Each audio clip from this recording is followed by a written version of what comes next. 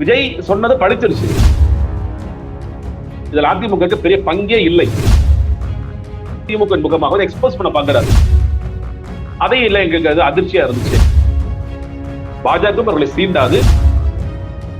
தாவேகோளை deal பண்ணாரு மற்றும் பல அதை மேற்கொண்டு விஜய்க்கு ஆபத்தா. இப்ப விஜய்க்கு நீங்க போய் பண்ணிட்டு இருக்கிறது பேர் என்ன?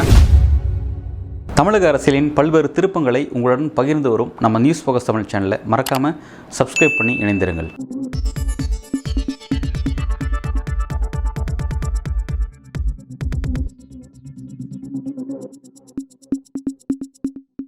நியூஸ் ஃபோக்கஸ் தமிழ் நேயர்களுக்கு வணக்கம். இன்று நம்மோடு இணைந்திருக்கும் சிறப்பு விருந்தினர் அரசியல் விமர்சகர் ஜெகதீஸ்வரன் அவர்கள். வணக்கம் சார். வணக்கம். அதிமுக 2 அணிகளா இருக்கு. இப்ப எடப்பாடிக்கு 22 பேரும், இந்த பக்கம் வேலுமணி தலைமை 25 பேர் இருக்கிறது எனக்கு உறுதியா இருக்கு. இதுக்கப்புறம் இது எப்படி சார் நகரும்? அது எனக்கு சி.வி. சண்முகம் அவர்கள் சொல்வதிலே சில குழப்பங்கள் இருக்குங்க. அவர் என்ன சொல்றாரு? எடப்பாடி பழனிசாமி ஆட்சி அமைக்க முயன்றார். யாருடைய ஆதரவு? திமுக ஆதரவு. எங்கள்கிட்ட கேட்டாரு, நம்ம இது மாதிரி ஒரு ஆஃபர் வருது, நம்ம எடுத்துக்கணும்னு சொல்லி கேட்டாரு. அது எங்களுக்கு அதிர்ச்சியா இருந்துச்சு. அதனாலதான் நாங்க பிரிஞ்சிட்டோம்னு சொல்லி சொல்றாரு. எனக்கு புரியாத ஒண்ணு என்னன்னா, எடப்பாடி பழனிசாமி சிஎம் ஆயிட்டாருன்னா சி.வி. சண்முகம் மினிஸ்டர் ஆக மாட்டாரா? ஆப்வியஸ்லி ஆவர். அப்ப அதுதான் எனக்கு பிரச்சனை. அப்படின்னா இப்ப விஜய்க்கு நீங்க போய் பண்ணிட்டு இருக்கிறதுக்கு பேர் என்ன? விஜய்க்கு நீங்க ஆதரிக்கிறதுக்கு எனக்கு உண்மையிலே ரொம்ப லாஜிக்கலி நிறைய குழப்பங்கள் இருக்கு இதுல. இல்ல இன்னொரு பக்கம் என்ன சொல்றாங்க, திருமாவளவன் அவர்களை சிஎம் ஆதரக்கு சொல்லி சொன்னாங்க. அது எடப்பாடி பழனிசாமி அதையும் கேட்டாரு. அதையும் இல்லை, எங்களுக்கு அது அதிர்ச்சியா இருந்துச்சு. அப்படி ஒரு ஆஃபர் இருந்திருந்தாலும் நீங்க மினிஸ்டர் ஆயிருப்பீங்க. எல்லா பக்கமும் பாத்தீங்கன்னா பவர் ஷேர் வந்திருக்கும். இன்னொன்னு, இன்னைக்கு இந்த தேர்தலுக்கு முடிவிற்கு பிறகு ஒரு கட்சி தொடர்ச்சியாக இருக்குமா இருக்காதா அப்படிங்கிற இடத்திற்கு அதிமுக நகர்ந்துருச்சு நான் பார்க்கிறேன். ஏன்னா ஆளுங்கட்சியா ஒருத்தர் இருக்காரு, எதிர்கட்சியா ஒருத்தர் இருக்காரு. அதிமுக ரெலவன்ஸ் என்னங்கிற கேள்விக்கு ஆயிருக்கு. அப்படி இருக்கும் பொழுது எங்களுக்கு ஒரு ஆஃபர் வருது, நாங்க மறுபடியும் சிஎம்ஏ ஆகலாம். கிட்டத்தட்ட என்ன சொல்ல, சட்ட பாம்புக்கு உயிர் மட்டும் கொடுக்காம தூக்கி மேடையிலே உட்கார வைக்கிறாங்க, உங்களுக்கு அலங்காரம் பண்ணி மேடையில உட்கார வைக்கிறாங்க அப்படின்னு அப்படி ஒரு ஆஃபர் வரும்போது அந்த ஆஃபரை நீங்க எடுத்துக்குவீங்களா? லாஜிக்கலா சொல்றேன், எது சரி எது தவறு நான் சொல்லல. திமுக ஆதரவோட போடாம போனாங்கிறத வரல. அந்த ஆஃபர் எடுத்துக்குவீங்களா? இல்ல இல்லங்க அது எங்களுக்கு வேண்டாம், எங்களுக்கு விஜயை ஆதரிக்கிறதா முக்கியமான இடத்துக்கு வருவீங்களா அப்படிங்கறதுலே பெரிய குழப்பம் இருக்கு. உண்மையிலே அந்த டீலிங் நடந்துச்சா, அந்த டீலிங்ல என்ன நடந்துச்சு அப்படிங்கிற பல கேள்விகள் இருக்கு. அதுதான் காரணம் சொல்றாங்க இல்லையா, அதனால புரிஞ்சுக்க முடியல. எனக்கு திமுக நாங்க என்ன கொள்கை ரீதியான எதிரி, அதனால நாங்க போகக்கூடாது அப்படிங்கிற அவ்வளவு நல்லவங்களா நீங்க எல்லாம் அப்படின்னா, ஏன்னா டிவிக்கு உங்களை மதிக்க கூட இல்ல. இவங்க கொள்கை ரீதியான எதிரி, காலமாக தீய சக்தி நீங்க தான் சொன்னீங்க, ஓகே. தாவேகோளை டீல் பண்ணாரு மற்றும் பலர். எடப்பாடி பழனிசாமிய சம்பந்தமே இல்லாம இப்ப கூட நீங்க சொல்ற அதிமுக தலைவர் தான் அவர். அதிமுக தலைவர் முகத்தை மூடிட்டு போனாருன்னு சொல்லி சொல்றாரு. அதிமுக பல இடங்கள்ல அவர் விமர்சித்த விதமே நீங்களாம் பொருட்டே இல்லப்பா, நீங்களா என்ன பண்ணீங்களா கட்சிங்கிற மாதிரி தான் டீல் பண்ணாரு. கடைசியா எடப்பாடியில ஒருத்தர் விட்ரா பண்ண பிறகு கூட இல்ல நான் எங்க சுயேட்சைக்கு ஒருத்தருக்கு ஆதரவு கொடுப்பேன்னு சொல்லிட்டு அவர் 2வது இடம் மறைச்சார் விஜய். அப்படிப்பட்ட ஒரு நபரை நாங்க தூக்கி பிடிப்போம், ஆனா எங்களுக்கு இந்த ஆஃபர்கள் பிடிக்கலன்னு சொல்லுவதிலே நிறைய குழப்பங்கள் இருக்கு. என்னன்னா ஒட்டுமொத்தமாக எடப்பாடி பழனிசாமி அன்சீட் பண்ணணும்னு இவ்வளவு முடிவு பண்றாங்க. இல்ல இனிமேலும் அந்த தோல்விகள் நமக்கு தொடர்ந்துட்டே இருந்தா சரியா வராது. எடப்பாடி பழனிசாமி அந்த பொறுப்புல இருந்து காலி பண்ணணும் அப்படிங்கறத உங்களோட பிரதானமான நோக்கம். அவர் பொதுச் செயலாளர் நாங்க இன்னும் சொல்றோம் சொல்லி சொன்னோம், ஏற்கிறோம்னு சொல்லி சொன்னா கூட இந்த கூட்டம் வைத்த பிறகு எடப்பாடி பழனிசாமி அவர்களுக்கு போற கோரிக்கை என்பது நீங்கள் ராஜினாமா செய்ய வேண்டும். நீங்க உடனடியாக தோல்விகளுக்கு பொறுப்பேற்று ராஜினாமா செய்யணும். அதற்கு பிறகு யாரு தலைவராக்குறதுங்கிறத நாங்க எல்லாரும் சேர்ந்து முடிவு பண்ணி கூட்டமா முடிவு பண்ணுவோம். இல்ல முடியாதுன்னு சொல்லி சொன்னீங்களா, உங்களை நாங்க வெளியே விரட்டுவோம். இந்த 2 குரூப்பா உடையும், இந்த கட்சி 2ஆ உடையும். மறுபடியும் அதிமுக சிம்பிள் சீஸ் ஆகும். நான் பெரியவரா நீ பெரியவராங்கிற அடிதடி நடக்கும், பிரச்சனை நடக்கும். ஆனா இன்னைக்கு மோடிக்கோ இல்ல பாஜகவிற்கோ இந்த கும்பல் வேணுமான்னு கேட்டீங்கன்னா வேண்டாம். அவர் என்ன யோசிப்பாரு, இது இந்த அதிமுக வச்சு நான் எப்படி ஜெயிப்பேன் பாராளுமன்ற தேர்தலை? என்டிஏ அணிக்குள்ள அந்த அதிமுக கொண்டதுக்கான மிக முக்கியமான காரணம் 2029 பாராளுமன்ற தேர்தல ஃபியூ சீட்ஸ் எனக்கு வருங்கிறதுனாலதான். இன்னைக்கு அது வராதுன்னு தெரிஞ்சு போச்சு. அதனாலதான் மோடி என்ன பண்றாரு, காங்கிரஸ் திமுக முதுகுல குத்திருச்சு பாருங்க அப்படின்னு சொல்லி திமுக கூட வலை விரிக்கிறார். வாங்க நீங்க வாங்க, நம்ம 2 பேரும் ஒண்ணு சேர்ந்துக்கலாம். காங்கிரஸ் அந்த பக்கம் போயிருச்சுன்னா அந்த இடத்துக்கு அவர் போறாரு இந்த அதிமுக நம்பி. அதனால இந்த அதிமுக ஸ்பிளிட்டுக்குள்ளேயோ அதிமுக சண்டைக்குள்ளேயோ பாஜக வரவே மாட்டாங்க. நீங்களே அடிச்சு நீங்களே நம்ம ஆளுங்கப்பா, இங்க ஒரு பிரச்சனை இல்லை, நீங்க அழிஞ்சாலும் சரி வாழ்ந்தாலும் சரி அப்படிங்கிற இடத்துக்கு போயிட்டாங்க. அப்போ இதுக்குள்ள அவரும் வராத நிலையில் எடப்பாடி பழனிசாமி ஒட்டுமொத்தமாக அதிமுக நிர்வாகிகள் என்ன முடிவு செய்கிறார்களோ அதை கேட்டாக வேண்டிய நிலைமைக்கு வருவார். அவரே ராஜினாமா பண்றது அவருக்கு அவரோட மரியாதைக்கு சரி. இல்ல முடியாது, நான் பிடிவாதமா இருப்பேன், எனக்கு சில எம்எல்ஏக்கள் ஆதரவு இருக்குன்னு சொல்லி சொன்னாங்கன்னா அது மேலும் மேற்கொண்டு டேமேஜ் ஆகும். அதிமுக கட்சியை இன்னும் 2ஆக உடைக்கும். அது உடைப்பு என்பது அதிமுக கட்சிக்கு நல்லதல்ல. கிட்டத்தட்ட கட்சி காலியாகக்கூடிய நிலைமையில வந்துடும். அப்ப அதிமுக ஸ்பிளிண்டர் குரூப், இது ஒரு குரூப் அது ஒரு குரூப் அப்படின்ட்டு ஜெயலலிதாவோட மறைவிற்கு பிறகு எவ்வளவு ஸ்பிளிட் ஆனிச்சுங்கிற பார்த்தோம். மேற்கொண்டு ஒரு ஸ்பிளிட் ஆனிச்சுன்னா அது அதிமுக கட்சிக்கு அழிவு பாதிக்கு கொண்டு சேரும். இப்ப எடப்பாடி பழனிசாமி உண்மையிலே கட்சி இனிமேலாவது கட்சியோட நலன் கருதி ஏதாவது முடிவெடுக்கணும்னா ஜனநாயகபூர்வமாக எல்லாரும் என்ன முடிவெடுக்கிறீங்களோ அதை நான் ஏற்கிறேன், அதன்படி நம்ம செயல்படுவோம். நம்ம எதிர்கட்சியாக சட்டமன்றத்துக்குள்ள இல்லாட்டியும் மக்கள் மன்றத்துல எதிர்கட்சியாக செயல்படுவோம் அப்படிங்கிற இடத்தை நோக்கி ஒட்டுமொத்த அதிமுக நகரணும். அதுதான் சரியான ஒரு திசையாக இருக்குமே தவிர இல்ல நான் பிடிவாதம் பிடிச்சாருன்னா அது அவருக்கும் எந்த விதத்திலையும் புண்ணியம் இல்ல, அதிமுக கட்சிக்கும் எந்த விதத்திலையும் புண்ணியம் இல்ல. சார், நமக்கான கேள்வி என்ன அப்படின்னா, இப்ப அதிமுக கொறடா என்ன சொன்னாருன்னா, இப்ப விஜய்க்கு எதிராக வாக்களிக்கும் சொன்னதுதான் அதிமுக கொறடா சொன்னது. இப்ப கொறடாவுக்கு மீறி இப்ப 25 எம்எல்ஏ விஜய்க்கு ஆதரிச்சு அப்படிங்கிறது சட்ட ரீதியா நடவடிக்கை அடுத்து என்ன செய்யப்படும்? கட்சி தாவல் தடுப்பு சட்டம் நடைமுறைப்படுத்த வாய்ப்பு இருக்கா சாருங்க? இல்லங்க, அதுல சிக்கல் என்னன்னு கேட்டீங்கன்னா, முதலமைச்சர் யாரை பார்த்திருக்கான்னு ஒரு கேள்வி இருக்குல்ல. முதலமைச்சர் இந்த தரப்பை போய் பார்க்கிறார், அவங்களுக்கு சால்வை அணிவிக்கிறார். அப்ப சபாநாயகர் இருக்கக்கூடியவர் சொல்றா முதல்வருடைய பேச்சை கேட்டு நடக்கக்கூடிய சபாநாயகர் இருக்கக்கூடியவர் அவர் அந்த மாதிரி முடிவை டக்குன்னு எடுத்துருவார். ஆமாமா, நீங்க கொறடாவோட உத்தரவை மீறி வாக்களிச்சிருக்கீங்க, உங்க எல்லாத்தையும் நாங்க சஸ்பெண்ட் பண்றோம், இல்ல எம்எல்ஏக்கள் நீ தொடர முடியாது அப்படிங்கிற இடத்திற்கு அவ்வளவு சீக்கிரம் போவதற்கான வாய்ப்புகள் மிக மிக குறைவுதான். அதற்கு பிறகு என்ன ஆகும்? இல்ல எங்க சபாநாயகர் சரியா நடந்துக்க மாட்டேங்கிறாரு, நாங்க சட்ட போராட்டத்துக்கு போறோம்னு சொல்லிட்டு அவங்க கோர்ட்டுக்கு போனா இந்த கேஸ் 5 வருஷம் நடக்குதோ 10 வருஷம் நடக்குதோ அது மாதிரிதான் நடக்குமே தவிர. சோ அதனாலதான் சொல்றேன், நீங்க கொரோனாவோட உத்தரவை மீறி நீங்கள் வாக்களித்திருந்தாலும் இது சரி செய்வதற்கான வேலைகளைத்தான் பார்க்கணுமே தவிர இது மாதிரி தொடர்ச்சியாக இந்த மாதிரி மறுபடியும் இது ஸ்பிளிட் ஆகிறதுக்கான வேலைகளை பாத்தீங்கன்னா அது எந்த விதத்திலையும் அதிமுகவுக்கு உதவே உதவாது. அதிமுக பெரிய கட்சி, பெரிய இயக்கத்தை அது படுகொலிக்குள்ளதான் தள்ளும் நான் சொல்றேன். ஓகே சார், குறிப்பா இப்ப சி.வி. சண்முகம் அவர்களையே பாஜக பின்னிருந்து இயக்குறாங்கன்னு சொல்லி ஒரு கருத்து வந்துட்டு இருக்கு. இப்ப சி.வி. சண்முகத்தை வச்சு பாஜக என்ன காய் நகர்த்த முயற்சி பண்றாங்க சார்? இல்லங்க, நீங்க அப்படி ஒரு சொல் வருதுன்னு கேட்டீங்கன்னா நாளைக்கு விஜய் ரொம்ப கேர்ஃபுல்லா இருக்கணும். இப்ப பாஜக ஏன்னா அவர் மேல ஏற்கனவே என்ன முத்திர குத்த பார்த்தாங்க, பாஜக பி டீம். நீங்க பாஜக பி டீம் முத்திர குத்த பார்த்தாங்க, அது இல்லங்கிறது ஆயிடுச்சு. இன்னும் சொல்லப்போனா காங்கிரஸ் கூட அவர் கை கொடுத்துட்டார் அப்படிங்கிறத பார்க்கின்றோம். அப்ப சி.வி. சண்முகம் மறுபடியும் பாஜக பேச்சை கேட்டுட்டு அவர் உள்ள வர்றாரு, பாஜக பேச்சை கேட்டு அவர் ஆதரிக்கிறார் அப்படின்னா இது இன்டைரக்டா பாஜகவுடைய சார்பில் அவங்க இருக்கிறாங்க அப்படின்னா நாளைக்கு பாஜக எதிர்த்து விஜய் அவர்கள் குரல் கொடுக்க, நான் சொல்றது தமிழக மக்கள் நலன் சார்ந்து சொல்றேன். நிறைய விஷயங்கள் குரல் கொடுக்க முடியுமா, குரல் கொடுக்காத ஒரு நிலைமைக்கு போயிடும், அது ஆபத்து. நான் இப்ப காமராஜ் அவர்கள் நம்ம பார்த்த வெளிப்படையா ஒரு ஆபத்துன்னு சொல்லி பார்த்தா இந்த குரூப் அப்படியே நாங்க உள்ள வர்றோம், நாங்க ஒட்டுமொத்தமாவே எடுத்துக்கங்க, நாங்க 2/3 நாங்க கலைஞ்சு வரோம், அதிமுக கட்சியே இல்ல அப்படியே ஒரு இடத்துக்கு வர்றாங்க அப்படின்னா அதை மேற்கொண்டு விஜய்க்கு ஆபத்தாகத்தான் முடியும். இதுல சரியாக யோசிக்க வேண்டியது விஜய் தரப்பு தான். இதை நம்ம எடுத்துக்கலாமா, இந்த ஆதரவு எடுத்துக்கலாமா வேண்டாமா, இல்ல விசிக கம்யூனிஸ்ட் இவங்கள வச்சு நம்ம களத்தை போட்டுக்கலாமா அப்படிங்கிறதா. விஜய்க்கு இருக்கிற அட்வான்டேஜ் எனக்கு கிடைக்குன்னா, யாராவது ரொம்ப சிக்கல் ஏற்படுத்தினாங்கன்னா, நீங்க சி.வி. சண்முகம் தரப்பு உள்ள வராரு இல்ல வரல, ஏதோ சிக்கல் ஏற்படுத்துறாரு, இல்ல லெப்டோ கம்யூனிஸ்டோ விசிகவோ சிக்கல் ஏற்படுத்துறாங்கன்னா அவர் ரொம்ப ஈஸியா ரீபோலுக்கு போயிடலாம். எனக்கு வேண்டாம், நான் மெஜாரிட்டியால ப்ரூவ் பண்ணிக்கிறேன், எனக்கு இந்த மாதிரி ஒரு சிக்கல இந்த மைனாரிட்டின்னு சொல்லி மக்கள் சொன்னீங்கன்னா அவர் பெருசாக அவருக்கு எந்த பிரச்சனையும் இல்லாத போது விக்டிம் கார்டு நிறைய பிளே பண்ணார். அவர் அரசியல் ரீதியாக நிறைய இடத்துல மக்கள் நீதி கேட்டு அவர் போனார். எதுக்கு நீதி கேட்டு போனார் எனக்கு எல்லாம் தெரியாது. இப்பைக்கு உண்மையா நீதி கேட்டு அவர் போலாம். பாருங்க, எல்லா கட்சிகளும் சேர்ந்து என்ன காலி பண்ண பாக்குறாங்க, திமுக அதிமுக பாஜக எல்லாரும் சேர்ந்து என்ன அடிக்கிறாங்க, என்ன வீழ்த்த முயற்சி பண்றாங்க, உங்களுடைய ஆதரவோட நான் உள்ள போனேன், ஆனா அதையெல்லாம் மீறி இது நடக்குது அப்படின்னா எனக்கு நீங்க பெரும்பான்மை கொடுத்து என்ன மறுபடியும் சட்டமன்றத்துக்கு அனுப்புங்க அப்படின்னு வீட்டுல இருந்து கூட விஜய் ஜெயிக்கலாம். முன்னாடி கூட விமர்சனம் பண்ணா வீட்டுல இருந்து விஜய் ஜெயிக்கிறான்னு சொல்லி சொன்னோம், இன்னைக்கு அது உண்மையாகும், படுத்துக்கிட்டே விஜய் ஜெயிக்கலாம். அப்ப விஜய்க்கு அந்த அட்வான்டேஜ் எப்பயுமே இருக்கு. அதனால மற்றவரோட ஆதரவை எடுத்துக்கிட்டு அவர் கெட்ட பேர் வாங்குறதை விட இந்த மாதிரியான ஒரு இடத்தை நோக்கி போயிடலாம்.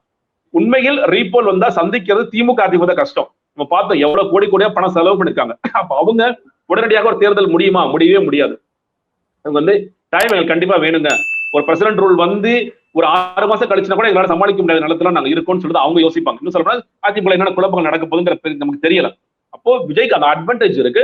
இந்த அட்வான்டேஜை பயன்படுத்திக்கிட்டு இவங்களை சேர்க்கலாமா வேண்டாமா அப்படிங்கிற இடத்தை நோக்கி போகணும். ஒருவேளை சேர்த்தால் அவர் பாஜக அவங்க மேல ஊழல் குற்றச்சாட்டுகள், விஜய் மேல இருக்கிற அந்த பிம்பம் எல்லாமே உடையும்.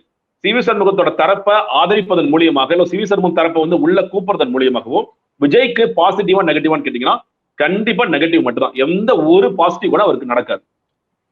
ஏன்னா இப்ப காங்கிரஸ் உள்ள வரும்போது என்ன சொன்னாங்க அப்படின்னா, மதவாத சக்திகளோட நீ கூட்டணி போகக்கூடாது அப்படிங்கிறதா. இப்ப காமராஜர் உள்ள வந்திருக்காரு, 25 எம்எல்ஏக்கள் விஜய்க்கு ஆதரவு தெரிவிக்கிறது அப்படிங்கிறது, காங்கிரஸ் இதுல இருந்து நிலைப்பாடுறதுக்கு வாய்ப்பு இருக்கா? வெளியே போவாங்களா அவங்க?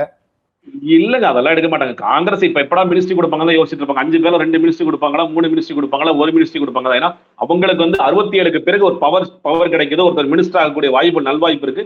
அதனால அவங்க என்ன சிம்பிளா சொல்லுவாங்க, என்டிஏக்குள்ள இருந்து வெளியே வந்துட்டேன்னு சொல்லி சொல்றாங்கல்ல. இன்னைக்கு என்ன கூட்டணி அங்க இருக்கு, பாஜக கூட்டணி ஒட்டும் இல்ல உறவும் இல்லைன்னு சொல்லிட்டு வந்துட்டாங்க. அவங்களுக்கு என்ன சிக்கல், அமமுக தினகரனை வெளியே அமிச்சிட்டாரு. அவர் ஒரு தனிப்பட்ட ஒரு சுயேட்சை எம்எல்ஏ மாதிரி தான் நம்ம கன்சிடர் பண்ணணும். அப்ப அவரும் எங்களுக்கு சிக்கல் இல்லைன்னு சொல்லி சொல்ல போனா நீங்க அப்படி ஒரு சிக்கலை கேள்விக்கு உட்படுத்தினா கூட அது விசிக லெப்ட் இருந்து அந்த கேள்வி வருமே தவிர காங்கிரஸ் இருந்து வராது. காங்கிரஸ் வந்துங்க என்னை பொறுத்த வரைக்கும் 2029 நம்ம விஜய் வச்சுதான் தேர்தல் சந்திக்கிறோம். ராகுல் காந்தி அந்த முடிவுக்கு வந்துட்டார். சவுத்துல வரக்கூடிய தெற்குல இருந்து வரக்கூடிய எத்தனை வாக்குகளும் அத்தனை எம்பிக்களும் விஜயின் மூலியமா கொண்டு வந்துடலாம். நமக்கு ஏற்கனவே கர்நாடகா ஆட்சியில இருக்கும், கேரளா ஆட்சிக்கு வந்துட்டோம், நீங்க வந்து தெலுங்கானா ஆட்சியில இருக்கும், ஆந்திரா மட்டும் தான் பாக்கி, இங்க தமிழ்நாடு பாக்கி. அப்ப இந்த 2 மாநிலம், இந்த 3 மாநிலங்கள் விஜய்க்கு எங்கெங்கெல்லாம் பலம் இருக்கிறதோ அவரின் மூலியமாக மட்டுமே நம்ம தெற்குல இருந்து பல எம்பிக்களை நாம் உருவாக்கி விடலாம் அப்படிங்கிற ஒரு இடத்துக்கு வந்த காரணத்தினால காங்கிரஸ் வந்து கடைசி வரைக்கும் சொல்ல போனா 2029 பாராளுமன்ற தேர்தல் வரைக்கும் விஜய் கூட தான் பயணிப்பாங்க. விஜய் என்ன யோசிப்பாரு? நிச்சயமா இருக்கு. அதனால குழப்பமே இல்லை. நீங்க வந்து ஏன்னா ராகுல் காந்தி மேடை ஏறி விஜய் கட்டி பிடிச்சு விஜய் கையை தூக்கி இன்னும் சொல்ல போனா ஒரு நெரேட்டிவ் என்ன போகுது, இந்த ஆட்சி அமைப்பதுக்கு ராகுல் காந்தி கிங் மேக்கராக இருந்தார். அவர் தான் ஐஎம்எல் பிரசிடென்ட் கார்கே விட்டு பேச வச்சாரு, விசி திருமாவளவர்கிட்ட கார்கே விட்டு பேச வச்சாரு, லெப்ட் தலைவர்கிட்ட பேசினார். உண்மையா பொய்யா நமக்கு தெரியல. இது உண்மையிலேயே இந்த ஆட்சி அமைவதற்கு காரணமே ராகுல் காந்தி தான் அப்படிங்கிறத சொல்றாரு. விஜய் இன்னும் கூடுதலாக நன்றி சொல்லும் போது பிரவீன் சக்கரவர்த்தி நன்றி சொல்றாரு. ஏன்னா முதல்ல இருந்தே அவர் தான் முயற்சி பண்ணார், எப்படியாவது காங்கிரஸ் வந்து ப்ரீ போல்களை கொண்டு போட சொல்லி முயற்சி பண்ணார். அப்போ முன்னாடி நடக்காத ஒண்ணு இன்னைக்கு நடந்திருக்கு அப்படின்னு பார்க்கும் பொழுது அவ்வளவு எளிதாக விட்டுற மாட்டாங்க. இன்னொன்னு, இன்னைக்கு காங்கிரஸ் தலைவர் ராகுல் காந்தி உண்மையில் ஸ்டாலினை பார்த்து நன்றி சொல்லிருக்கணும். இது அட்லீஸ்ட் ஒரு பேசியிருக்கணும், ஏதாவது அது பண்ணவே இல்லை. அது ப்ரீ போல்லையும் பண்ணல, போஸ்ட் போல்லையும் பண்ணல. அப்படிங்கும்போது கிட்டத்தட்ட திமுக வெறுப்புல தான் ராகுல் காந்தி இருக்காரு. இவங்க எவ்வளவு தூரம் வெறுப்புல இருக்காங்கன்னா பாராளுமன்றத்துல நாங்களும் காங்கிரஸும் ஒன்னா உட்கார மாட்டாங்க, சீட்டிங் அரேஞ்ச்மெண்டே மாத்துங்கிற அளவுக்கு வந்துட்டாங்க. அப்போ கண்டிப்பாக இந்த 3 வருடத்தில் விசிக லெப்ட் ஐயோமலோட பொசிஷன் நமக்கு தெரியல, நமக்கு போக போக தான் பார்க்கணும் அவங்க என்ன முடிவு எடுக்க போறாங்கிறத பார்க்கலாம். ஆனா விஜய் காங்கிரஸ் கம்பைன்கிறது 2029 பாராளுமன்ற தேர்தல் அவர்கள் இருவரும் தான் சேர்த்து இந்த தேர்தலை சந்திப்பார்கள். நீங்க வந்து மோடிக்கு எதிராக நாங்கள் தான் நிற்கின்றோம், என்டிஏக்கு எதிராக நாங்கள் தான் நிற்கின்றோம் பிரகடனப்படுத்துவாங்க. இந்த நேரத்துல நம்ம திமுக இருப்பது சேஃபா இல்ல நம்மளும் இந்த கம்பைன்குள்ள போறது சேஃபா அப்படின்னு முடிவு செய்ய வேண்டிய இடத்திற்கு லெப்டும் பிசிக்கும் ஐயோமலும் நகர்த்தப்படுவார்கள். அதுதான் நடக்குமே தவிர காங்கிரஸ் கூட தான் சேர்ந்து இந்த தேர்தலை டிவிக்கு சந்திக்கும் பாராளுமன்ற தேர்தலை. இப்ப வந்து விசிகாவை சேர்ந்த வன்னியரசு வந்து பல குற்றச்சாட்டுகளும் பல இடங்களை வந்து சுட்டி காட்டியிருக்காரு. குறிப்பா என்ன சொன்னா, தொகுதி மறுவரையை பத்தி விஜய் அவர்கள் பேசணும் அப்படிங்கிறது மட்டும் இல்லாம மத்திய மாநில உறவுகளை பற்றி ஆராயறதுக்காக வச்சு அந்த ஆணையம் வந்து முழுசா செயல்படணும்னு சொல்லி வச்சிருக்காரு. இந்த இடத்துல முதல்ல செக் வைக்க ஆரம்பிச்சிருக்காங்களோ விஜய்க்கு? இல்லைங்க, இது தொடர்ச்சியாக நடந்துட்டு தாங்க இருக்கும். இது வந்து ஏன்னா வன்னியரசு அவர்கள் யாருடைய குரலாக ஒழிப்பார்? விசிகவன் சுய குரலாக ஒழிப்பார், திமுக குரலாக ஒழிப்பார். அவங்களே வெளிப்படைய சொல்லிட்டாங்கல்ல, நாங்க வந்து வெளியே இருந்தா ஆதரவு கொடுக்குறோம், இன்னும் நாங்க வந்து யார் கூட கூட்டணியில இருக்கோம், திமுக தான் கூட்டணியில இருக்கோம். அப்ப திமுக வந்து மாநில உரிமைகள் சார்ந்து என்ன பேசுகிறார்களோ அதை நாங்களும் எழுப்புவோம், இன்னும் சொல்லப்போனா கூடுதலாகவே எழுப்புவோம், எங்களுக்கு அந்த சுதந்திரம் இருக்கு. அப்போ நீங்க தினம் இந்த கேள்விகள் இந்த விமர்சனங்கள் வந்து கொண்டேதான் இருக்கும். அதனாலதான் நான் சொல்றேன், அது இமீடியட்டா இன்னைக்கு வந்து அவர் எந்த இடத்துக்கு போறாருன்னா, நீங்க ரத்தன் பண்டிட்ட வந்து அப்பாயின்மெண்ட் பண்றது மூலியமாக நீங்க கிட்டத்தட்ட மூட நம்பிக்கையை உள்ள கொண்டு வர்றீங்க. அவர் வந்து டபுள்கருக்கு போறாரு, நீங்க வந்து பான்சரைக்கு போறாரு, இந்த அளவுக்கு மோசமாக மகாராஷ்டிரா அதற்கு எதிராக நீங்கள் வந்து செயல்படணும்னு சொல்லி கேட்கிறார். இப்ப இந்த ஆணைய மத்திய மாநில அரசுகளோட உறவுகள் குறித்து பேசுறது மூலியமாக பாஜகவோட நிலைப்பாடு என்னங்கிறத எக்ஸ்போஸ் பண்ண பாக்குறாரு வன்னியரசு. அவருடைய முகமாகவோ திமுக முகமாகவோ எக்ஸ்போஸ் பண்ண பாக்குறாரு. இந்த வேலைகளை தொடர்ச்சியாக செஞ்சுக்கிட்டே தான் இருப்பாங்க. கூடுதலாக வன்னியரசும் நீங்க வந்து வன்னியரசு கண்டிப்பா செய்வார். நீங்க இந்த ரத்தன் பண்டிட்டோட அப்பாயின்மெண்ட்ல பாருங்க, 2 வெவ்வேறு நிலைப்பாடுகள் இருக்கு. திருமாவளவர்கள் என்ன சொல்றாரு, விஜயுடைய செய்தி தொடர்பாளர் செயல்பட்டிருக்காருன்னு நான் கேள்விப்படுறேன். அவர் வந்து வந்தால ஒரு பெரிய பிரச்சனை ஒண்ணு இல்ல, பார்க்கலாம் சொல்லி சொல்றாரு. ஆனா வன்னியரசு சயின்ஸை பத்தி பேசுறாரு, ரொம்ப கிரிட்டிக்கலா போறாரு. அப்ப அவங்களுக்குள்ளேயே ஒரு வேறுபாடு நிலைமை இருக்கிறத பார்க்கின்றோம். அவர் திருமாவளவர்கள் கொஞ்சம் சாஃப்ட் ஸ்டோன் எடுக்கிறாரு, வன்னியரசு ரொம்ப ஹார்ட் ஸ்டோன் எடுக்கிறாரு. அது ஏங்கிற கேள்வி இருக்கு இல்லையா? அப்போ அவங்களுக்குள்ளேயே நம்ம வந்து திமுகக்குள்ளதான் இருப்போம், இல்ல நம்ம வந்து விஜய் கூட போயிடுவோம் அப்படிங்கிற மாறுபட்ட கருத்துல இன்னைக்கு வந்திருக்கும். அவங்க யோசிப்பாங்கல்ல, பாராளுமன்ற தேர்தலில் மறுபடியும் சிதம்பரத்துல நான் ஜெயிக்கணும், ரவிக்குமார் அவர்களுக்கு விழுப்புரத்துல நான் ஜெயிக்கணும், இன்னும் சொல்ல போனா விஜய் கூட போனா இன்னொரு 3 சீட்டு கூட கொடுப்பாரு அவரு. அப்ப அது நம்ம எடுத்துட்டு போகணுமா இல்ல திமுக கம்பெனில நம்ம இருக்கணுமா? ஏன்னா நம்மளுடைய நிலைப்பாடுங்கிறது என்ன, நரேட்டிவ் என்ன? Anti BJP, anti Modi. அப்ப ஆன்டி பிஜேபி, ஆன்டி மோடிங்கிற அது எங்க செல்லுபடியாகும்?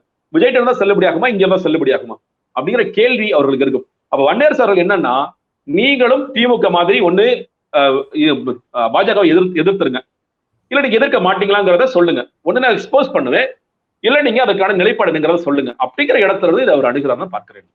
Okay sir. இறுதியா என்ன கேள்வி அப்படின்னா, நீங்க பேசும்போதே குறிப்பிட்டீங்க, இப்ப இந்த விஷயத்துல இந்த அதிமுக விஷயங்கள்ல பாஜக குறுக்கிறது அப்படின்னு பொதுவில் என்ன பேசப்படுது அப்படின்னா, இப்ப எடப்பாடியை வந்து பாஜக கைவிட்டுட்டாங்க அப்படின்னு சொல்லி பேசப்படுது. ஏன்னா எல்லா மாநிலங்கள்லயும் பாஜக என்ன பண்ணும் அப்படின்னா, அந்த கட்சியின் மீது குதிரை சவாரி செஞ்சுட்டு கைவிட்டுரும் அப்படிங்கிறது தான். அப்படிப்பட்ட நிலைமை இன்னைக்கு இது அதிமுக ஏற்பட்டிருக்கா? அப்படி எடப்பாடி கைவிட்டப்பட்டிருக்காரா? எடப்பாடி மட்டும் இல்லைங்க, அதிமுக கைவிட்டாங்கன்னு நான் சொல்றேன். இனிமேல் அதிமுக வச்சுட்டு என்ன பண்றது மோடி அவர்களுக்கு? அதிமுக நீங்க சொல்றீங்கல்ல, இந்த குரூப்பே கூட வருது. ஓகே, நீங்க சொல்றீங்கல்ல சிவ சண்முகம் வந்து மோடி பேச்சை கேட்டு செயல்பட்டார், பாஜக இல்ல, அது கூட நான் இருக்காதுன்னு சொல்லி சொல்றேன். இன்னைக்கு அப்ப ஏதோ அவங்க அழிஞ்சிட்டாங்க, அது முடிஞ்சு போச்சு அந்த கதை. அவங்களுக்கு ஒரு வாய்ப்பு கிடைச்சது, அதை பயன்படுத்தாம விட்டுட்டாங்க. அப்போ இனிமேல் அந்த கட்சி வச்சு நம்ம என்ன பண்றோம்? அதனாலதான் மோடி இந்த லைனுக்கு வந்துட்டாரு. நீங்க ஏங்க திமுக எங்க உத்தரப்பிரதேசல போய் திட்டிட்டு இருக்க மோடி அவர்கள் திமுக பாவப்பட்டார். ஐயோ பாவமா இருக்கு உங்களை பாக்குறதுக்கு, மனசுக்கு ரொம்ப கஷ்டமா இருக்குன்னு ஏன் சொல்றாரு? நீங்க வாங்க சார், நான் கை கொடுக்குறேன், நான் ஹேண்ட் ஷேக் ரெடி ஆயிட்டு, நீங்க ரெடி ஆயிட்டீங்களா?